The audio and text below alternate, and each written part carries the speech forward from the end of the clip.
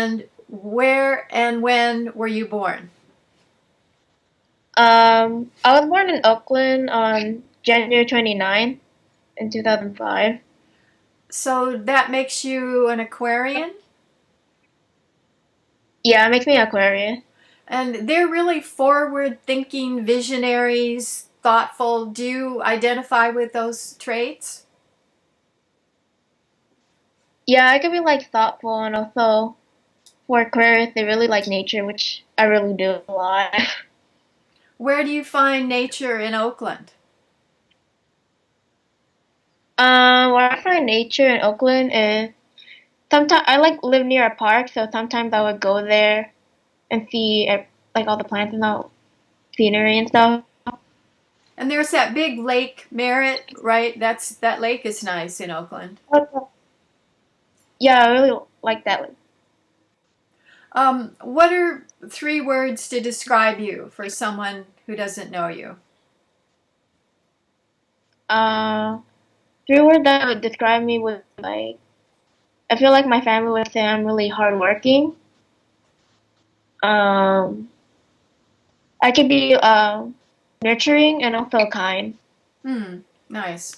And where are you in school? What grade? I'm currently in ninth grade in Oakland High School. Uh huh. Uh-huh. Um, so what are your favorite subjects? What do you like the most? What don't you like? Based on the subject, I really like art, mostly art I'm usually because I really like the projects that we're doing and it's really creative and also I'm getting used to like colors and stuff. And for a subject that I don't really like, hmm, I'm trying to think because Maybe you like mm, them all. yeah, there's some classes I really like, but there's like something that I don't like about that class. It could be either like the work or the teacher sometimes. Sure. How are you doing school with the quarantine from the coronavirus? Are all your classes giving you work to do online? Yeah, we're all doing like online stuff in Google Classroom, and yeah. And do your teachers give lectures, or do they just give, like, read this chapter and talk about this, see this video and talk about that, or do you actually see their face talking? Mm, no, we don't really do any Zoom calls. We're just given the work in Google Classroom and told to do it in a deadline to be finished. And then do your teachers get back to you with comments and, constructive criticism? Do they evaluate your writing and whatever? Yeah, they do. They grade it because they have to change their whole curriculum due to this like pandemic happening. Mm-hmm. And how effective? I'm just thinking of the future as people think about online instruction on a scale of 1 to 10. How does it compare with what you learn with a traditional classroom where you're face to face? Like 10 would be it's great, 1 would be it's terrible. Well, I'll be I don't really like being all indoors sometimes because I like being social with others sometimes during schoolwork. So like I'll be in the middle. Like on the other hand, for like online classes, I like to do it at my own pace and to be know at my own time. But at the same time, sometimes when I need help on a certain thing, I usually ask for help from peers and my teachers. So like yeah, Hmm. Are you able to use your art skills in your activism? yeah, like a lot. Do you have anything near you that you can show us that you've designed that's for political purposes? Oh, right now I had a Zoom call before about YBA before, and during this whole coronavirus thing happening, where I had like an idea to do a COVID-19 animation. I I'm just can't. like trying to set up everything. Hmm? Uh, it It's doesn't what I'm like, show. yeah, just like small um things and doodles. So Hmm. they're like putting all my thoughts into it. And so the idea would be your organization would put together an animated clip to put on social media about the effect of the pandemic. Um, like knowing about the pandemic, but also like to like the panic is happening, maybe like slow it down a bit so not everyone be this like the end of the world thing or being really panicked and buying all the toilet paper type. That's so funny. I don't know why people picked on toilet paper because there's always substitutes. Indians don't use toilet paper at all. So, for me, I think they would be beans and rice or something that you really need, but I don't get the toilet paper thing at all. Do you? I don't get it either. It's just really confusing when I first learned about like people taking all the toilet paper. I was like, huh? Why do they need it for? They'll have it for years ahead.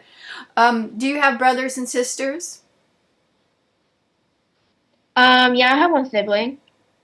Are you, It's an older sibling. and is that brother interested in activism as well? Um, well, I have a well, I have a sister, an older sister. It's when I actually learned about social justice from her And because what are her particular interests in terms of her activism? in, her interest in activism. I feel like before she was doing something about what was happening in the Philippines.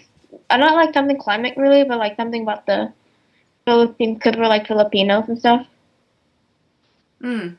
I just interviewed a Filipina activist in the environment movement that's on the YouTube channel. You two would probably enjoy knowing what she's Yeah. up to. And they just put together a dance and a song about the environment, so you'll like it. It's on the YouTube. Yeah, How do your parents feel about your activism?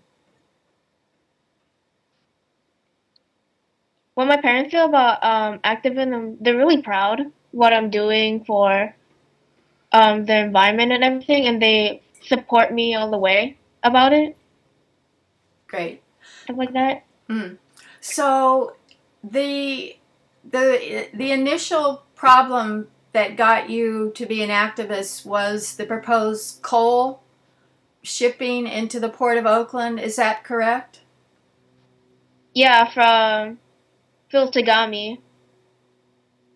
And when was that? And how did you find out about it? And how did you get involved? Um, First before even getting involved with all the cool stuff is happening. I used to be in this like back in middle school in sixth grade. I was in this student-led club called Wars for Justice because, and I had known about that club since my sister was in it, so I wanted to follow her footsteps. So when I actually went to that club, this is where I actually learned the reality of climate change, and this really scared me a lot to the point where I was like really scared and terrified at the time. One of the teachers who was in that club about my fear of what's happening right now, and so that became like our focus or target in the club. And so then later, we were offered this going to this workshop in this high school called Met West, and that's where I met Carolyn in this DAPL workshop, and then she told me about this No Coal in Oakland campaign, and that's when it all started. Me being part of that. And you were in sixth grade then when you started with the coal? Yeah. Oh, wow. So you're only like 12. Yeah, I was like really young at that time. And so you and Carolyn and how many others were lobbying against the shipping the coal into Oakland? I mean, I don't know the exact amount of members before, because there were like some people who were like supporting it, but like they were not really part. So there's like a lot of, I don't know the exact number. I might have to. Um, like a dozen roughly, or 100, or roughly how many people were involved? Probably more than a dozen. I know that. A Okay. lot of people supporting. And then what was your role? What did you do as a 12-year-old? As a 12-year-old, I know that I was doing a lot of trying to do some artwork to it, but also this is where I used to like do some poetry before about coal. Do you have a poem that you could read to us easily that you wrote? Um, I'll need to look for one. It's usually like the first, I think with the first coal poem, I'm not sure, but like I know I wrote a short poem. I don't know where it's at right now. I need to like find it and like doc. Okay. When you find it, let us know. So you did art. You wrote poetry.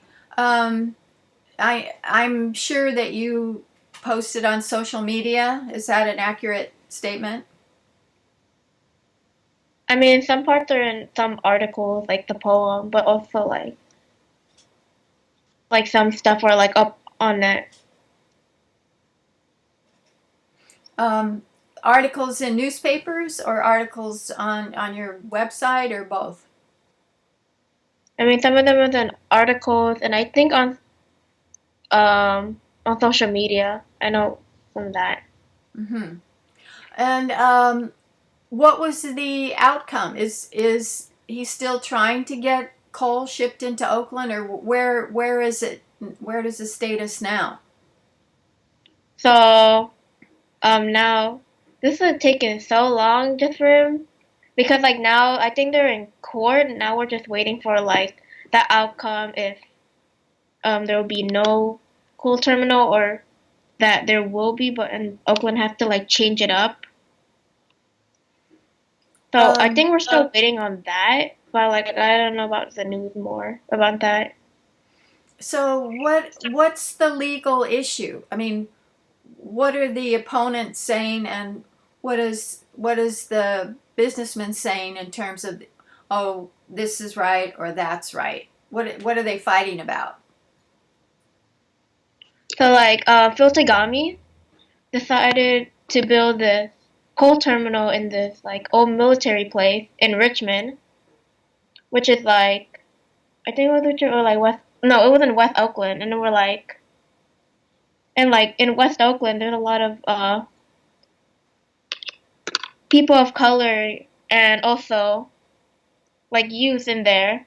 So like to have coal and like fossil fuels just to like affect those youth and people of color is like really wrong. Like why wouldn't you put it like I feel like that's really unfair just to like put it somewhere where people are really vulnerable to it.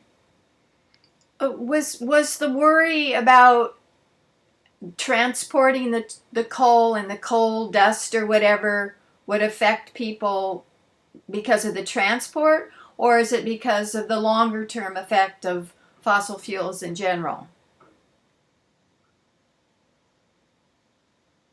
I feel like it's like mostly about both because coal is really already been affecting everywhere and also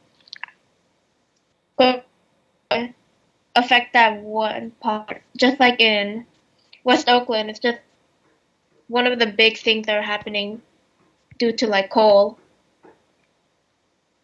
The Skype kind of jiggled, so I didn't hear what you said. So Oh. the problem with coal locally is what? Sorry. Sorry, I like bad poor connection in my room, but like as I was saying, like the West Oakland thing, it's like one part of something so big that's happening that's connected to climate changing, like coal, because coal is like still affecting us still. Mm-hmm. And yeah, And was there worry that the local people would be affected just by the transport through West Oakland?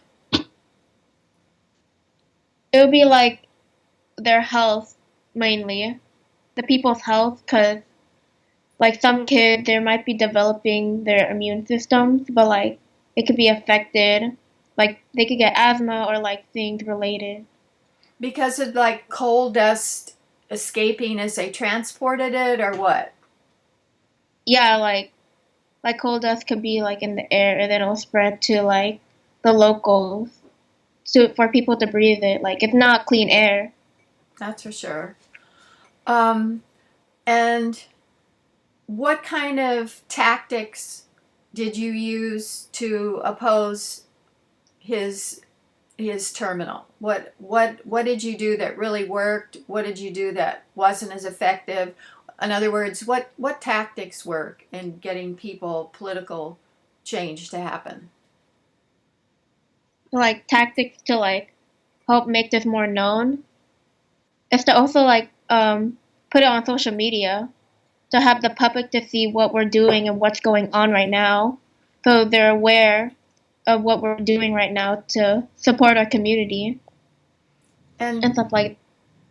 what role did you play in getting legal opposition? Because you said it's in court, so that implies lawyers and paying lawyers.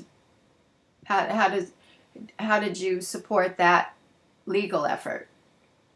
For like legal effort, um, maybe like, because I know that we um did a lot of things to get Phil Tagami's attention before. Like we actually went to his home on Halloween to protest in front of his home, and also like um actually went inside the Rotunda building to actually confront him when he ignored us multiple times. And when you confronted him in the terminal building, did he speak to you? It was like in the Rotunda building. That's the building he owns Ah, in downtown Oakland. I mean, he tried to like run away. We just caught him when he was in the bathroom. That was like back in 16. someone went in the bathroom and talked to him. Oh, he went out the bathroom and then like he saw us. And then what did he do? And I mean, he was like trying to run away to his office, but we still had like a word of him before he even made it there. And what did he And like, say? I mean, he was trying to like saying like, oh, this is no, I think it was like a long time, like in sixth grade. Like it was like to please not bother him or something like that. Hmm. So how who's paying for the lawyers, and where did the lawyers come from that are fighting it in court?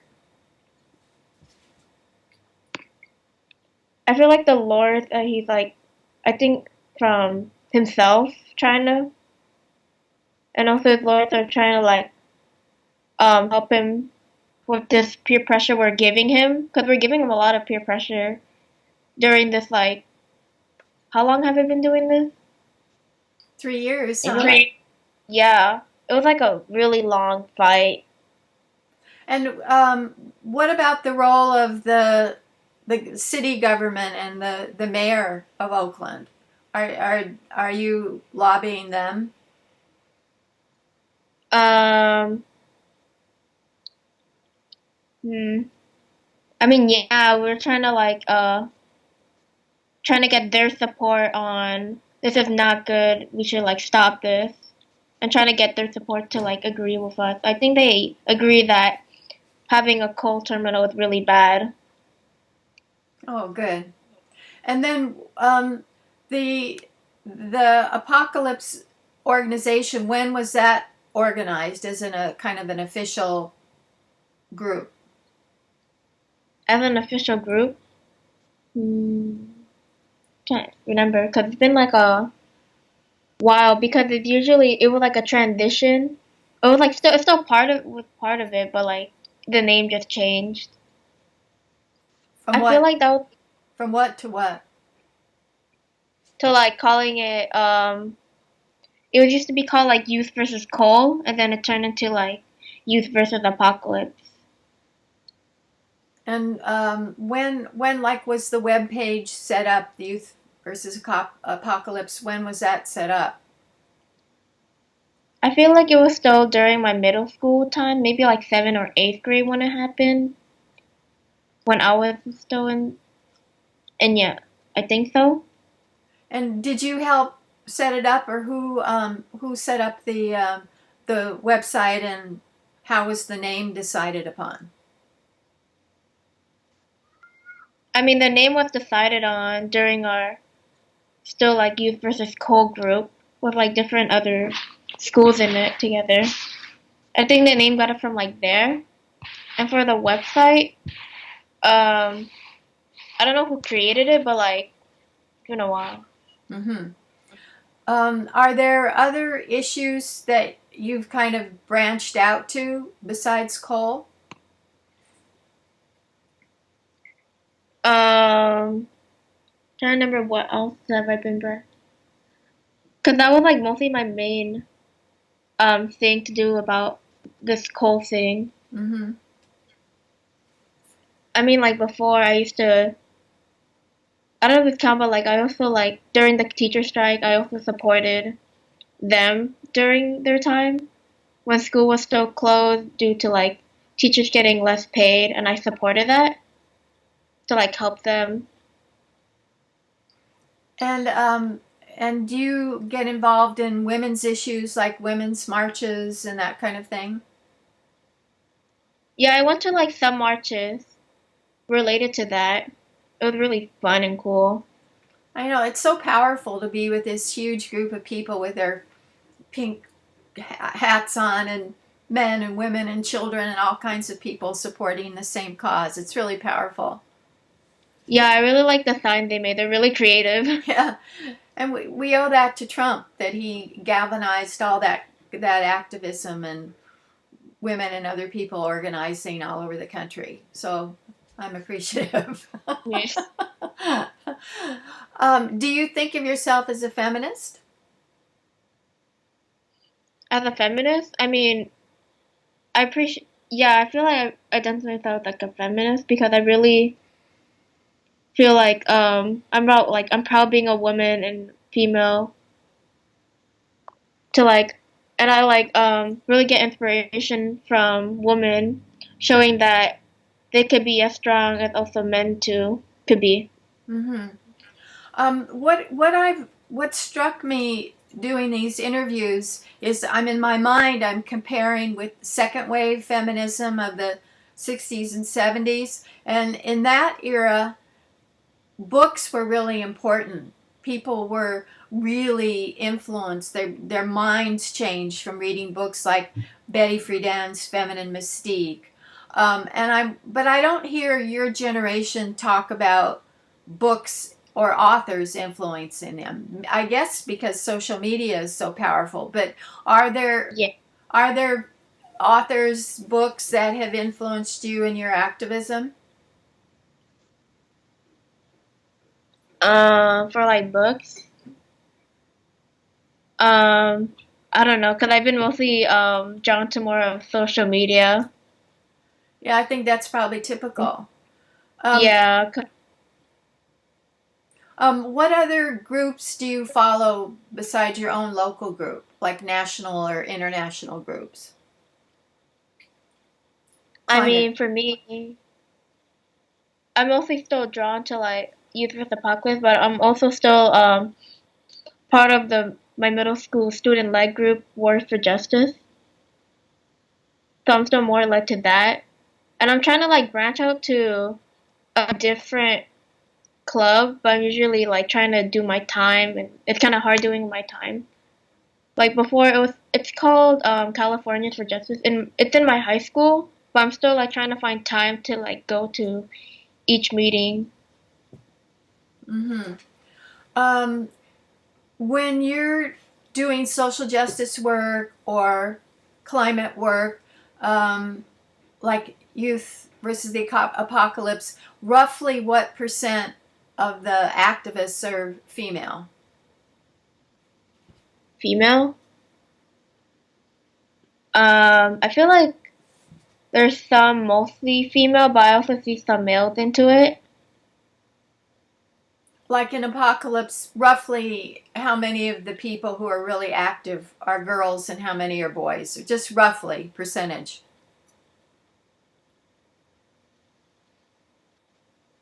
I feel like it's like 60 to 70% female and like 40 or 30% male. Why do you think that is? Because that's true all over the world. Everybody that I talk to, and no, I've never talked to anyone where young men are the majority of the activists. Why do you think that is? Why are young women out in front? For me, I don't really know because I'm just really open to like anyone who's willing to fight. Like I have like a cousin who's a boy who also worked for fighting for climate justice and stuff. So like I don't know the answer for that when I was reading it Okay. through. What about a problem that's being reported around the U.S. and I would say other countries as well is an increasing number of teens who are anxious and depressed. And of the teens who are anxious and depressed, more are young girls. So, my question to you is, do you see that in your peers that girls are anxious and depressed or not? And if so, why? I mean, for me, I sometimes get really worried and scared and overthink a lot. But like, I don't want to be part of like being well, because there's like some people who are facing those issues really seriously through like mental illness and stuff. Uh, but do you go ahead? Sorry. Wait, what? Can you go repeat? Do you see among your friends, your peers, that there's an issue that they're anxious and depressed or not? Yeah, I see issues like that a lot. They're really like common, like overthinking or worrying a lot. And what are they worrying about? I feel like some could be like at school, it'd be normal for people to be worried about grades and deadlines, but also it could be more about relationships with family and friends that really hit a toll to them or like their self. Some people have said that social media can lead to anxiety because people compare themselves and like so and so got more likes or so and so's Instagram photo looks better than mine or oh I see there's a party and I wasn't invited. So do you think that's accurate to say that social media contributes to people's worries or not? I mean, it could be part of the worry because also I use like social media as an outlet to bring all my emotions in there and to like get support. So I wouldn't want to bring, although like social media could like be like really bad, like for there's a lot of people who are really bad influences. There are also like good influence of social media, like for help. So yeah. So it goes both ways. Roughly, how much time do you spend a week on social media? Uh, majority, but like being in now in this quarantine and being home all day, I usually been on internet to do my work or just because I'm really bored. But during a typical, when you're in school, how much time would you spend on social media? Like an hour a night, 3 hours, nothing. Be like 5 hours in a school day. Uh, for 5 hours in one day. Whoa. And then Yeah, how do you have time to do homework? sometimes for homework, I don't know, I like multitask. Like I listen to music or like listen to a video while working. Mm-hmm. Right. And roughly during a normal time, how much homework do you average a night? Average a night, it depends like the amount and how fast I am. So like sometimes I usually take 2 or 3 hours during my time, or maybe like less, depending on the work. Sure. Sure. So what time then during regular school do you get to bed? Because if you're 5 hours on social media and 2 or 3 hours on homework, and then plus family and chores and eating, that what time do you get to bed usually? Like 9 or 10. Oh, that's not bad. Oh, Yeah, 'cause usually like the social media part, I usually multitask with it with the homework part. That's why it sometimes takes slower for me to do my homework because I get distracted. mm. And do you mostly use Twitter and Instagram? I mostly use like Instagram more than Twitter, but like sometimes I use Twitter, but I don't Okay. use it much. Um, why do you think that your generation is able to have leaders like you who started when they're 12? Because I don't think other generations had activists at 9, 10, 11, 12, 13. I think that's kind of uniquely Generation Z. What do you think about why your generation is able to be so much in the forefront? I feel like why we're in the more the forefront of mostly about activism is maybe through um social media, of course, because we're always on it. So like to see like you could see this one post about this protest and you could just find like really interested. Like before I was back in third grade learning just like going through the internet and I that's where I actually learned about what is climate change. Got it. So like and so like also for me, like I was really lucky to have a sixth grade teacher who like I was able to trust and also teach me about activism and like to show me more about it. Activism in terms of going online, or how did your sixth grade teacher direct you in terms of how to be an activist? So like before she would like we would like go to like these marches and protests that were going on before and also we like some I don't know, like talk about it and like plan events, talk about certain things that are happening in our group. So it really gave me more knowledge about like what's happening in the world and be more aware.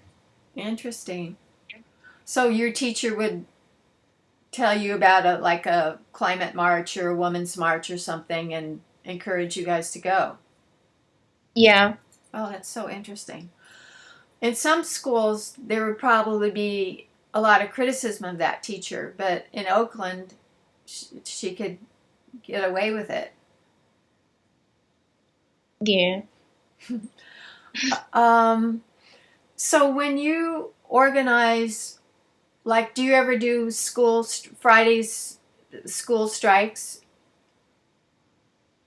Wait, what? Like, Fridays for Future school strikes. Do you ever do activities at school? Um, like back in middle school, we used to do like presentations to the class, like get out of class and do like presentations and to like make up the work later. Hmm. And also there was this one time we were trying to get all of our sixth, seventh, and eighth grade to go to this big climate march. And sadly, we only got like so we got all the sixth graders to come, but like some seventh grade and eighth grade to like try to come. Do you know why the seventh and eighth graders weren't as willing to come? I mean, I feel like they're worried about work and other plans, but like I don't know, I got really pissed because I really want to like have our all our school like support the big march. Maybe they're worried about um people getting lost and stuff since it was like a big march. But like I mean the sixth graders went and they're younger. Interesting. Um, I wonder if there's peer pressure that it's not cool to be an activist, maybe especially for boys, and that it's just a coolness thing. I mean for me, like I feel like doing the work is really cool and really a big opportunity to do something for the community. So I don't really appreciate people saying that it ain't cool being an activist because it is like really cool to be one and to like really do something. But do you think some of those seventh and eighth graders thought that it wasn't cool? I feel like it was like not in their interest to do it or like they were not really interested in like doing it, but some really supported it. Hmm. Um, do you do most of your organizing with Apocalypse face to face or online, or how do you organize and get together as a group? I mean, like in the present now, we have to just do like Zoom calls because of this quarantine thing. But like usually some meetings like together sometimes. And roughly how many people would come to a typical meeting? How many people come to a typical meeting? Like now we're doing this I forgot what it's called, but like doing just our own little project. It was like part of the group thing, and I think a lot more than like 20 before. It was like the latest one, but like more than 20. And So what like is that project?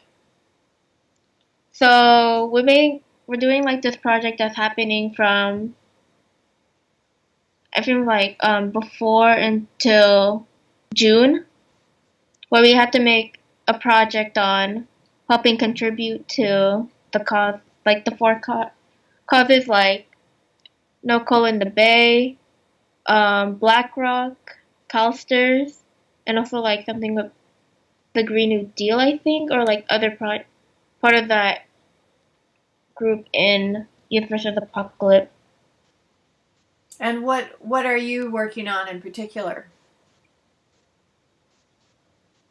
I mean, I'm still part of like the No Coal in Oakland or like in the Bay, but we're just still waiting on the results of what's happening so far. In the court. Of those 20 people, what percent are young women? Young women, like like 80%, and like a really lot. Yeah.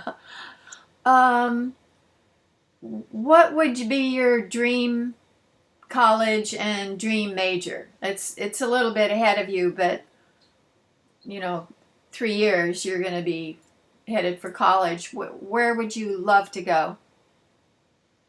I mean, personally for me, I haven't thought about college yet, but like I know what I want to do. I still want to. I'm planning on being like a nurse because I'm really into like the medical stuff, and also like I'm really inspired by the people in the front line of who's dealing with this COVID-19. But I still, even after as an adult or doing something really different, I still want to still be part of that social justice. Mm, right. Um, a lot of people are thinking in terms of intersectionality. We can't just talk about climate. We have to talk about how it affects women and kids and people of color. Is that something that your group talks about? Yeah, because climate change is like really connected to big issues happening too. So it's like part of something. Like you could break it down a bit. Hmm. Um, do you know the Sunrise Movement?